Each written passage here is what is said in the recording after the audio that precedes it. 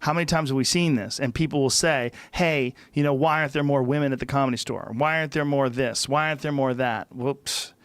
Oh, yeah. That lady who said, like, Whitney Cummings only got 3 spots last month, explained that. I'm like, wait, what you're doing is accusing. But if you're actually asking why did Whitney Cummings only get 3 spots last month, is because Whitney Cummings called in for 3 spots last month. Yeah. She gets every spot she wanted. Yeah. She will tell you that if you ask it to her face. She's one of the ones who's carte blanche. So are so, you. Yeah. You don't call in and not get a spot.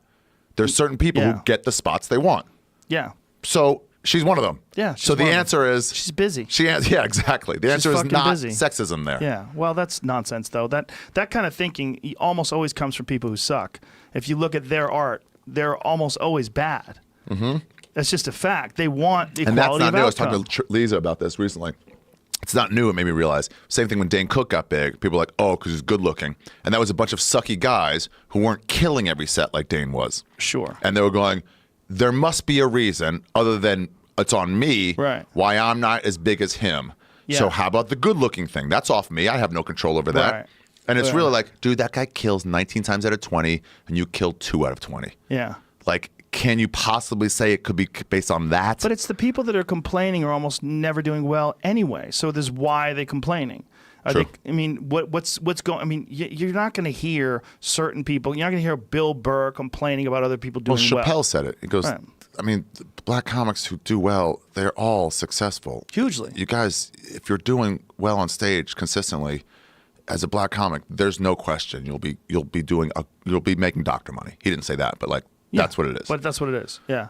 Well, comedy in many ways is very egalitarian in that way. You get laughs, you don't. Yeah. I mean, you are what you are. Either you're really funny or you're not. And there's black rooms for black comics who do something that doesn't relate to certain white audiences. Like, I just can't figure it out. But there's rooms for them. There's the Mexican rooms where they do half their punchlines in Spanish. That wouldn't play at the Comedy Store, but it would play in certain audiences. Well, when Diaz used to do Miami, he would do Spanglish. Yeah. He would half his punchlines would be in Spanish, and people would fall out of their fucking chair laughing. Because they understood it. And if you were a white guy who didn't swear, good luck. Yeah, good luck. Just jump out a window. That was another thing. Oh, you're dirty. That's why you're successful. And it's like, yeah, that's a big hey, one. man, just start crushing, and it won't be an issue. Yeah.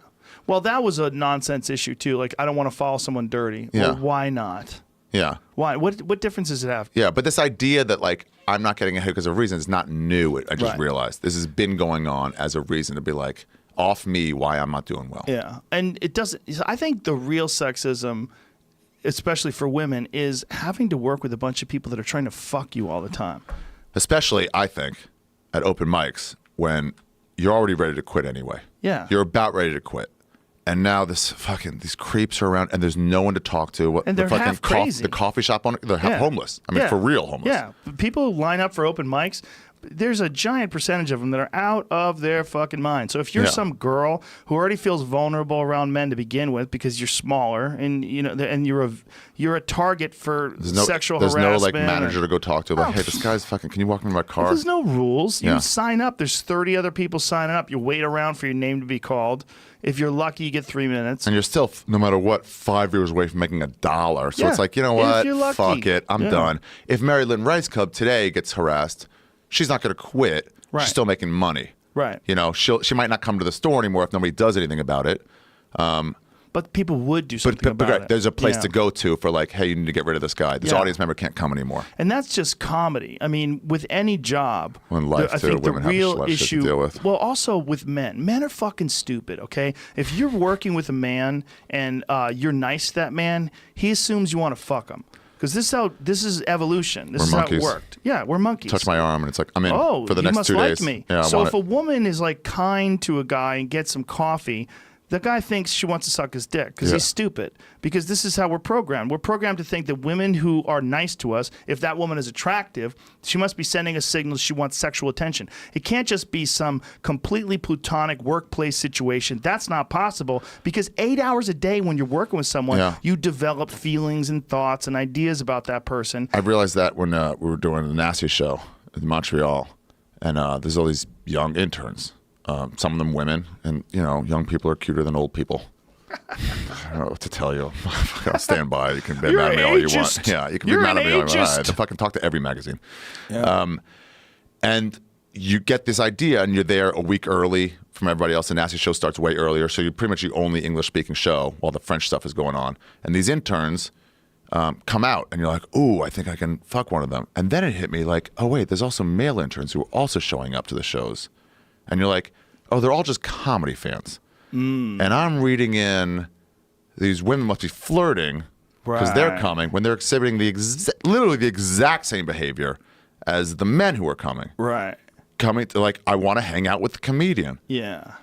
And they might want hookah, they might not, but I'm putting something on them only because of their gender, and then it's like, okay, step back. You can't fuck any of these people. Right. Yeah, and that must be what it's like if you're the manager of an office and there's a cute woman who works for you and a guy who's fat and gross, and they're both exhibiting the exact same friendly behavior towards you. You don't assume the fat guy wants to suck your dick. Right. And then also it's like, if you can still hook up, but they have to do all the work. The underling has to do all the pushing. Can you even though? I don't think you can in an office environment. I think if the underling keeps pushing, then you could push hard. They have to push hard. You can be like, what are you doing this weekend? And everybody?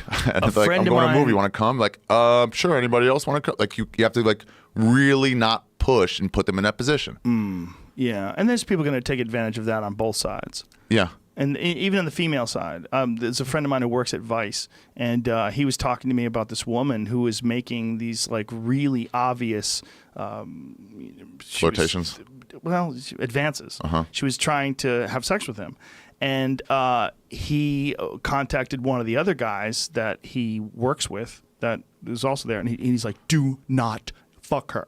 Like, she is upwardly mobile. Like, what she was doing, she's trying to fuck her way up to the top. She did it to this guy, and then she called sexual harassment on him after she flirted with him. And sure, then there's Rex. Anthony dated one of those people. Some advance that she shouldn't have, and some nonsense went on. People are political. Some people are very calculated, and some people are sociopaths. And they exist with vaginas. They exist with penises.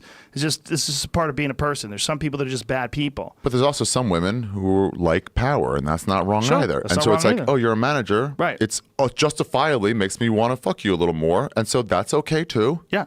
And well, there's some women also that like being in power, and we hate those women, but we don't hate the men who like to be in power. That's a weird thing too. Like a woman who wants to run shit, we're like, look at this crazy bitch wanting to run everything. Whereas a guy who wants to run shit seems totally normal. Yeah, I will say it's a bigger wrong.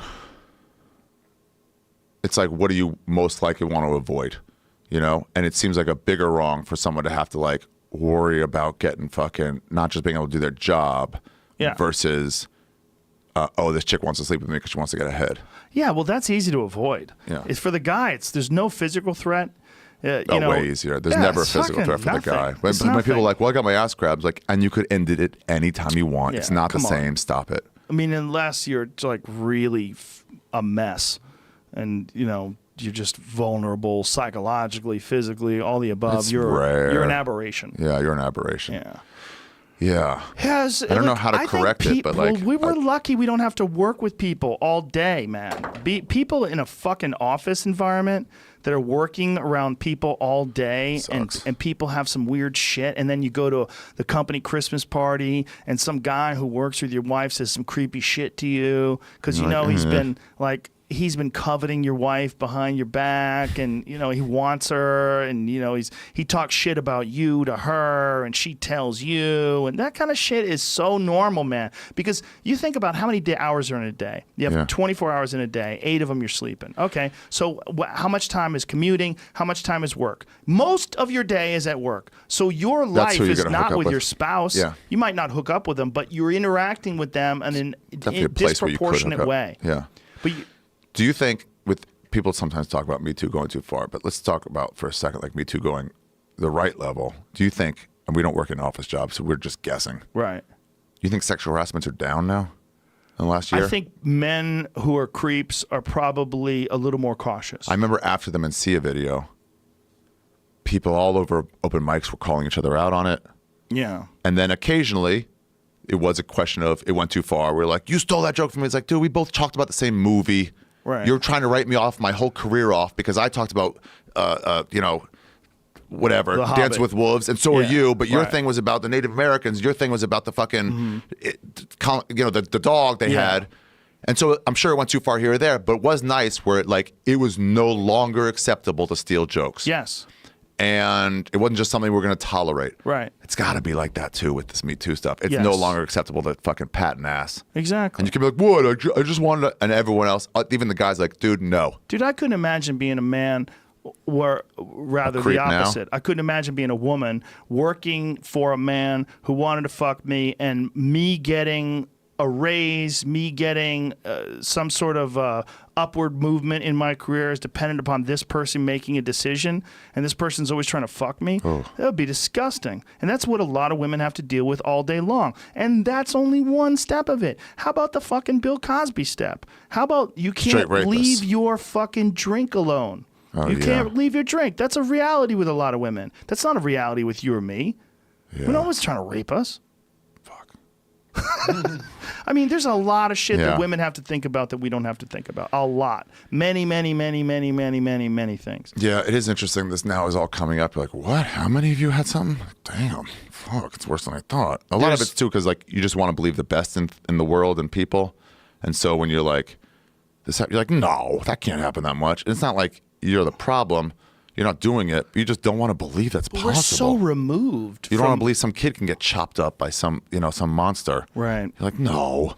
Right. Yeah, we're removed from it. We don't see it as much. It's not directed at us. We live in fucked up worlds, man. Our world is everybody smokes pot. Almost everybody drinks. Yeah. You know, everybody's a deviant. Everybody is impossible for them to have a regular job.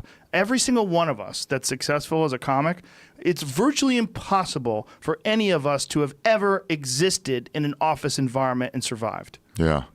We're too fucked up, but we're perfect for comedy. You know what I mean? So like us talking about office politics and office environments, Kind of silly. We have ridiculous. no idea really what it We're is. fools. That's why I think it's funny when people say like, talk about, I don't know, Louis or something, where it's like, it was a comedy festival, so it was at their job, and it's like, oh no, you just don't understand what comedy is. It's a workplace safety issue. If it was a workplace, then you would have to say like, by the way, actually, do people do coke at the workplace in our job? People actually consensually fuck during work. Yeah. At our workplace, like, because that happens too. Like a lot of pot smoking at our workplace. Yeah, like it's not. Our workplace has a designated pot smoking place, and now where we are while you're now, in the green room, you can't fuck with anybody, but you can smoke. Yeah. It's not a workplace. It's not. Well, it's but just, you should still have the rights to safety, but it ain't a workplace. Well, and you should. It's all like. Here's the thing. Like, say if you're Tom and Christina. Yeah. You're married together. Yeah. You could fuck in the green room. Absolutely. Just lock the door, and who's going to stop you? So you could fuck at the workplace. Yeah. Yeah, you could. That's not an issue. Yeah, people fuck in the green room all the time. Like, hey, beat it. This girl's coming in. But you can't fuck if, you're the manager and she's a secretary and you pull her into your office. You get fired for that, even if it's your wife. You're not allowed to do that. At real work, you can't fuck at work. You can't fuck at work. Remember Costanza got fired? He goes, is that not allowed? What did he do at work? He fucked a maid. And then they were like, we caught you on camera. He goes, oh, was that a problem? I didn't realize. Trying to lie his way out of it.